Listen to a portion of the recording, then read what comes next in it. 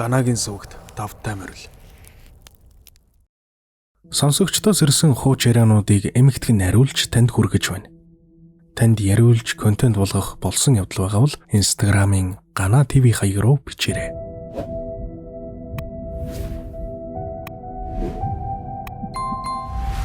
Энэ явдал тохиолдох үед би 12 дугаар ангид ороод удаагүй байсан юм. Намар дуусч өвлөг эхлэхдээ зэрэгцэн Улаанбаатарт болох найрал дууны том тэмцээнд оролцохоор бид сургуулаараа явцгаасан юм. Эрдэнэтээс бид 39 хүүхэд 2 эмэгтэй багштайгаа нэг том автобусанд сууж дуу хөөртөө явцгааж үлээ. Анх удаа гэрээсээ хол аав ээжгүй явж байгаа болохоор гоё чим шиг муухай чим шиг нэг л сонин санагдаж байсан. Улаанбаатар явах замдаа дүү нартайгаа инээлдэж хөхрөлдөж явсаар шөнө 12:01 цагийн үед буудлах газар ирж буулаа.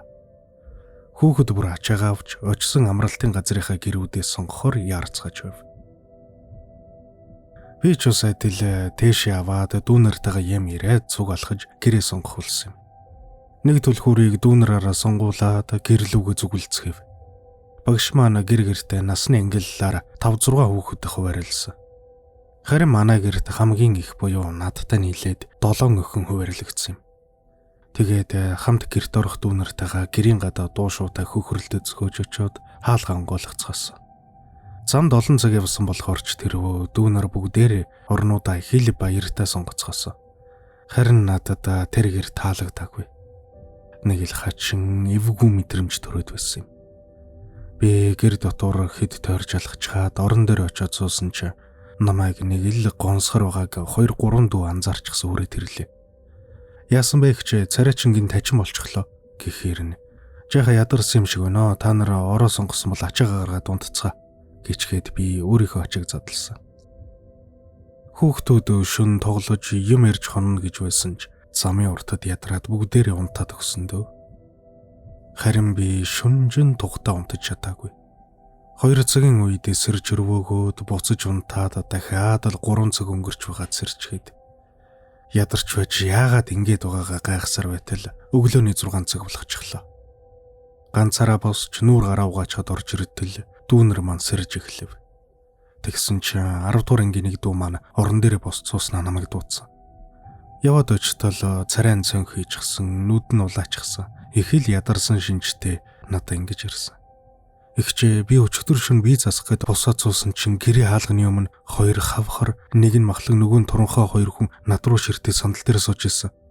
Зүудэлсэн байхтай гээд нүдээ нухад харсан чинь үнэхээр л тэнд сууж исэн. Би айсандаа та нарыг дуудсан боловч хэн ч сэрээгүй. Тэгээд цуг унтчихс охиныхаа араар ороод хүнчлөө толгойд бүрээ нөмрөөд нүгдчихсэн. Айсаар өгöd арай гэж өглөө болголоо гэсэн. Би яриаг нь сонсоод хэсэг чимээг болсноо тэр дүүг тайвшруулад буцаагаад унтуулсан. Тэгээ тэр өдөржин бэлтгэлдээ яваад оройн гэртээ ирээд бүгд ядарсан улс хоол ундаа идчихээд унтахаар хөвтцгээсэн. Гэтэл удалгүй гадаа бие засахаар гарсан хэдэн дүү маань уйлаад амар юм харлаа гэд орон дээр мчгэлдэд ороод ирсэн. Гадаа харанхуйд нэг хүн гараа өргөөд тэдэн рүү даллаа зогсож байсан гэнэ. Тэр шөнөөс хойш манай гэрт орсон дүүнэрийн дунд сонио уур амьсгал орж өдөр бүр хэрүүл маргаан үл ойлголцол гарч 100 орох цайгүй найзалдаг байсан дүүнэр маань хүртэл 2 тийшээ харчхаад эв дүнжингүү явсаар арай гэж тэмцэнэ дуусгаад буцах болсон. Юмаа ураагаад гэрээсээ би хамгийн сүүлд гарсан юм. Тэгээд үүдрүү зүгэлтэл хоймроос нэг чимээ гарсан. Эргээд харсан чинь юу ч байсангүй. Харин ширээн дээр нэг хоос усны сав байж байсан. Манай гэрийн хүүхдүүдийн хэндэн ч тийм усны сав байгаагүй болохоор эвгүй санагтаад хаалга хаагаад цоочилтол гэр дотор юм унах чимээ сонсогдоод тэр нь хаалга руу өнхөрч байгаа чимээ дуулсан. Доктор нэг л хачин болоод зүрх дэлбэрэх гэж байгаа юм шиг хүчтэй совлоод бушуухан л нөгөө хэд рүүгээ автобус руугаа гүйсэндээ. Ээж маань удган хүн болохоор надад чиний 6 дахь мэдрэх үе сайн гэж хэлдэг байсан юм. Би тэр газар элдвэ юм хараагүйч бүгдийг маш тод мэдэрч байсан.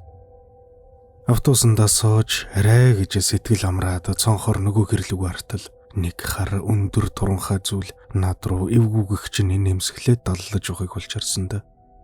Тэр зүйлийг харсан тухайга би хүнд ч хэлээгүй, хэлэх шаардлага ч гараагүй.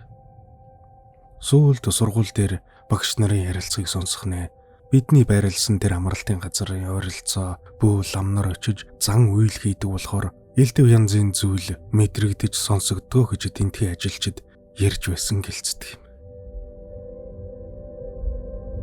Илүү болон сонирхолтой хууч яриа болон бусад контентуудыг үзхийг хүсвэл Ганагийн сүгийг subscribe хийж хажууд нь байгаа хонхыг дарж идэвхжүүлснээр бичлэг орох бүрд танд цаг алдалгүй notification-ээр мэдэгдэл очих болно. Баярлалаа.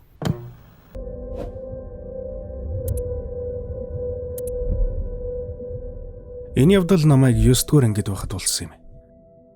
Бид төгсөх анги хамт байх зүйлийн жилгээд л бөөн сэтгэл хөөрөл болсон хүүхдүүд дурсамж бүтээх гээд болохгүй юмар оролдож бөө юм болцоож байлаа. Манай сумаас солгүйхэн хадаас гаваатай нэг айхтар уулын ам байдаг юм. Хүмүүс салхинд гарахад төхөөрөмжтэй гэдэг болохоор ангиараа багштайгаа хамт тийшээ явлаа. Гэтэл манай ангийн нэг охин тэр үед яхаад ч юм дургуйцэд байсан.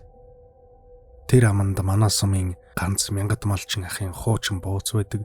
Тэр ах сар бүр ирж уул ус аргадаг гэсэн яриаг гардаг байв. Зорьсон газар очиод гал түлж хоол хийх болоод хэдэн хүүхдүүд аргалан мөчөр дүүхээр амаа дагаад алхлаа.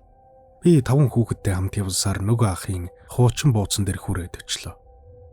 Жижиг цагаан байшин, төмрий хаягдл гэдэл яг л нэг аимшигын киноны байшин шиг. Гэтэл манай ангийн нэг хүү хардаа хажууд нь авдар шиг юм байна гэт хашгирдаг юм байна. Очоод хартал нэрэл авдар байх бөгөөд дээр нь бүхийн малгайн хэлбэр гаргадаг модон хэв байсан. Би ч их айлгүй өхөн байж шууд л очоод тэр модонд нь хурчгсан. Тэгтэл генетэ туулаа дэвхцэд зүхтаас. Би ч зүрхээр явж хашихад цочоод би нэг хэсэг хөшчихсөн. Эвгүй байна болигээд аргалаа аваад буцлаа. Байрлсан газараа очиод гал асах гэтэл аргал маань олигтой асахгүй удаа хаяад ухарна. Бид томчуудад хэлэлгүй тэнд байсан улиасны мөчрийг углаад аваад ирсэн юм. Оройн гал тойроод сууж байхад багш маань энэ газар их тогшин савдаг нь айхтар хүчтэй аргадж байсан лам нь суугаар өнгөрсөн гэдгийг. Тийм болохоор энэ хэвийн мод чулууг хамаагүй хөдөлгөж болохгүй шүү. Савдаг гэдэг чинь хүнээс уусаад ямар ч амтнд хуурч чаддаг юм байдгийн гинлээ гэж ярихаар нь өдрийн туулай санаанд ороод би ярцаагаад явчихсан. Салхинд гарч ирсний дараа хэдэн өдөр зүгээр байснаа 3 дахь хоногоос хачи юмнууд тохиолдоод эхэлсэн. Манай хашаан дотроос могоо олдоод л орой болохоор зогсолтгүй нохоо хуцаад гэрт нүдний хажуугаар хар юм бүртэлцээдэл. Нэг шөнө том өрөөндөө кино үзэж байгаад унтчихж. Тэгээд шөнийн 4 цагийн үед нэг л тухгүй санагдаад сэрээ тартал зурагтны хажууд хананд байдаг морин хуурны дор нэг хар сүдэр зогсож байх юм. Жижиг биетэй хүүхэд шиг дүрс. Би хайсандаа шууд л хүнчлөө толгойд хүрээ нөмрөд явсан болов юу байсан болов гэж бодож хөвцсээр нэг зэрэг гаргаад хүнчлөөсгөө тарсан чинь тэр газар юу ч байсангүй. Сарны гэрэлд орчин тойрон их тод харагдаж байсан болохоор ашгүй байхгүй байх гэж санаа амраад хэвдэл. Яах чихэн дээр хүний амьсгалах чимээ харахаар нь цочоод харсан чи Путингийн гар тавьдаг түршлэг дээр нөгөө дүрс өвдгөө тэрээ суучсан над руу цоо ширтэж байсан. Яг миний хажууд ердөө нэг тохоо цайд шүү дээ. Би хөшөөд нүдээ тасан энсаар арай гэж үүр цайлгсан. Маргааш нь аав ээжтэй хэлсэн чи манайхан шүтлэггүй улс болохоор хар дарж зүудэлсэн байлгүй дээгээ тоглоом болгоод өнгөрсөн. Гэтэл дараагийн шөнө дахиад хатал тэр зүйлийг харсан. Зүйлдээч би бүр тасаад хүнчлөө нөмөрч аваад мэддэг ганц тарны амандаа уншаад хэвддэг болчихсон байл. 10 хоногийн дараа өвөө эмээ хоёр лам дагуулад хүрээд ирсэн. Намайг хичээлээс ирэхэд гэр битүү арц хүчний үнэр шалаар нэг чихэр боорцог болчихсон байсан. Аав намайг дуудаад саяын лам чиний тухай яриаг байхад охинд чинь юм хорогдчихж савдгийн ивэлд багтдаг айхтар жаал байна гэж хэлсэн. Лам дэгэ засал хийсэн одоо зүгээрээ гэсэн юм. Үнэхээр л маргаашнаас нь бүх юм арилжчихсан да. Сүлд сонсох нэ. Тэр өдөр надтай хамт явсан 5 хүүхдийн 3 нь бас нэг хэсэг жаахан хүүхэд зүудэлсэн гэсэн. Бүр сүлд нэг яриа сонсоход манай сургуулийн цэцэрлэгийн багш нар тэнд очиж амарч угаад шөнө машиныг ирэл зургаад аруулсан юм байна. Гэтэл зургийг нь угаагаад гаргаад ирсэн чинь хүмүүсийн ард хатан дотор 2 хүүхэд зогсож байсан гэдэг юм. Ер нь байгаль их гэдэг тоглоом биш. Тэр явдлаас хойш би хөдөө байдгаа хотодч газар хой хаяхаа саадаг мод үеийн ил цэцэгж тастаж чадхаа байсан дөө. Хэрвээ та өөр төгөөлцсөн явдлаа яриулахыг хүсвэл Instagram-ын Гана ТV хаяг руу крилээр алдаагүй бичээд явуулаарай. Таны түүхийг уншиж үзээд эмэгтгэж нариулаад газар ус, хүний нэр, цаг хугацааг нь өөрчлөөд оруулах болно. Миний оруулж буй бичлэгүүдийг цаг алдалгүй, алгасалгүй үзхийг хүсвэл subscribe дарж, хажууд нь байгаа хонхыг дарж идэвхжүүлээрэй.